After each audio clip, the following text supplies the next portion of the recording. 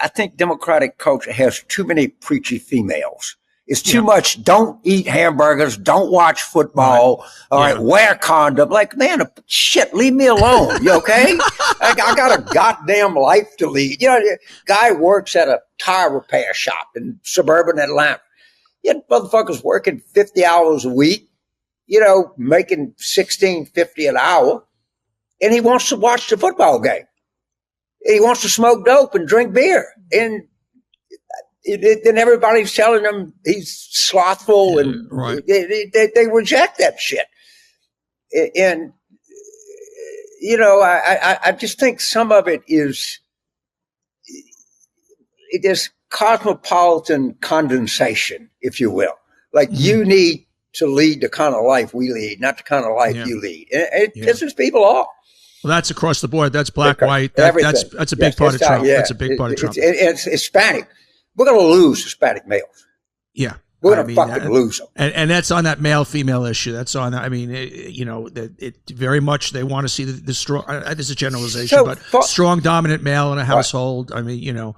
All right, guys, so we got to talk about a pretty hilarious video from Democrat strategist James Carville, who has been having an existential crisis over the fact that his party is losing to Trump and Republicans, okay? This guy has admitted multiple times that, hey, nothing that we throw at Trump is working, okay? All of our messaging is not being received well, and it's just a disaster, right? What is happening right now with Democrats is the collapse of their party right in front of our face, okay? There's a full-blown Democrat Party civil war. Now, James Carville has triggered a lot of the more progressive people in the party, okay, and some of the liberals, because he's coming out here and telling some truths about Democrats in regards to the issues that they have with the male vote, okay, which is the fact that the party is too feminine, right? It's too feminine. And in this hilarious clip, James Carville is going to double and triple down on his comments that you guys already know have been characterized as sexist, okay, or old school or out of touch. He's going to actually double down on this idea that the Democrat Party is too feminine and ran by too many preachy women in front of this very feminine man and liberal media anchor, Jonathan Capehart, a.k.a. Jonathan Sweetheart, who, again, is extremely feminine, right? He's extremely sweet. I mean, just look at his legs, okay? Look. He's sweet as hell, okay? So this is actually a pretty hilarious clip. So without further ado, let's get into it. When you start speaking in a language that people don't speak, they resent that. And if you start speaking like NPR, you're going to lose votes. So I tell people, there's one term that I just don't like, the term communities of color. I don't know what the hell it means. So I live in New Orleans. So they got three guys on the street corner. I said, hey, fellas, how are things in the community of color today? They said, what the son of a bitch talking about? Seriously? I've asked bastard out of here. Yo. All right? Talk to address people like they address each other. Like a normal person, right? Which, I mean, hey, you know, Democrats aren't normal people. They're lunatics, okay? They're psychopaths. So, of course, they don't have the ability to talk to people in a normal way. Their party is filled with East Coast, West Coast, coastal elites who, you know, are very privileged, pampered, okay? They don't really know how normal people interact with each other, okay? They think that everybody speaks Wokanese, okay? This is what they think. But it's like, no, most people don't speak Wokanese, okay? I don't speak Wokanese. I don't understand it. I don't know what communities of color mean. I don't know what people of color mean. I don't know what any of that stuff means, right? But again, this is how Democrats talk to people. And yeah, it's offensive. And it's about time one of their strategists come out and tell the truth. Even though there's a lot of things this guy says I don't agree with. His Trump derangement is off the wall. But I think some of his criticisms of the Democrat Party are pretty spot on. Except his criticisms where he tells the Democrats to be more progressive. They definitely should be more progressive. But this guy right here is the type of Democrat that they say turn Republican, right? Listen to this guy. He's a Southern Democrat, okay? This guy wouldn't be surprised if he had a Confederate flag. It's a joke. It's a joke, okay? It's a joke. But I'm just saying, Democrats got guys like this in their party, but yet they'll claim, yeah, the party switched, okay? All of those guys in the South, okay, that were Democrats, they're all Republicans now. Doesn't seem to be the case, right? Doesn't seem to be the case. And we started on this coded language, and we let it get away from us. And people, it hurt us. And it's what I call coastal condensation, that we know what's best for you.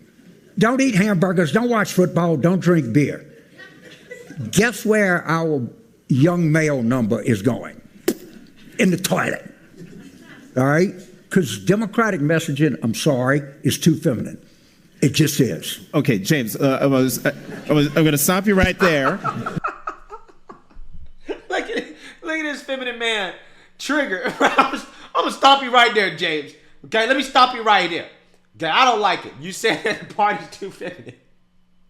But he got a point, right? He got a point. The agenda of the Democrat Party is anti-male, right? They have an anti-male agenda. And they're also like pro-feminist, okay? Unless, you know, hey, you talk about trans people, then at that point they are pro-male, right? They are pro-male when it comes to men that identify as women in their rights over women, right? So they're anti women who don't agree with the woke agenda, right? And they're just anti-male, period, unless you want to be a woman, right? Again, that's how ass backwards the Democrat Party is. It's very convoluted stuff, okay? This is why nobody understands it, right? It's all complicated, too complicated for the normal person to want to take time to digest.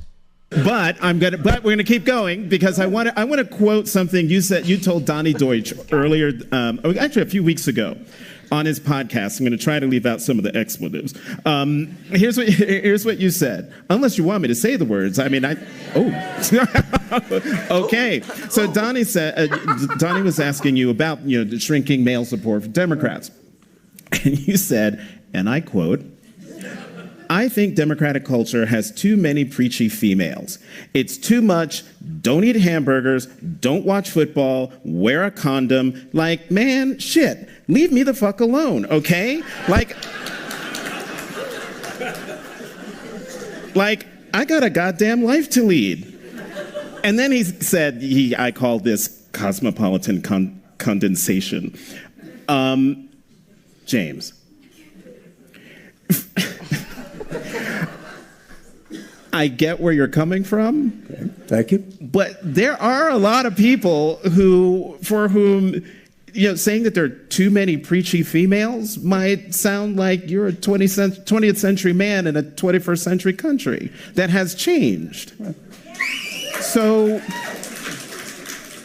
what's wrong with people saying, and by the way, it wasn't Democrats saying don't watch football. That was Republicans, but that's a digression.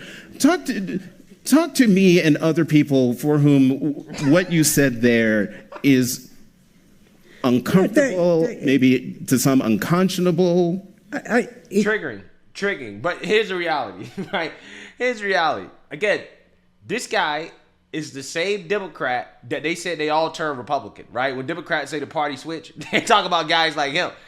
He was supposed to become a Republican, but it turns out that didn't happen, right? Turns out that these old guys, these old Southern Democrats, right, they still running the party, right? They're the advisors in the party, okay?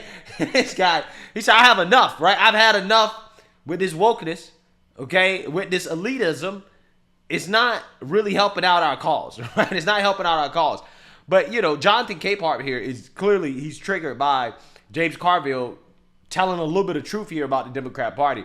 And how, again, they seem to be more concerned about appealing to women and so-called minorities. And again, that is an anti-male agenda, right? And this is what's being pushed in the Democrat Party. Especially if you're straight and white. If you're straight, white, and Christian, yeah, they have no use for you, right? They have no use for you whatsoever, okay? They are actively against you, okay? That's just what it is.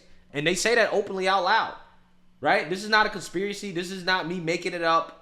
Okay, this is what they say. If you think about democratic messaging, listen to NPR. Read what comes out of there, all right?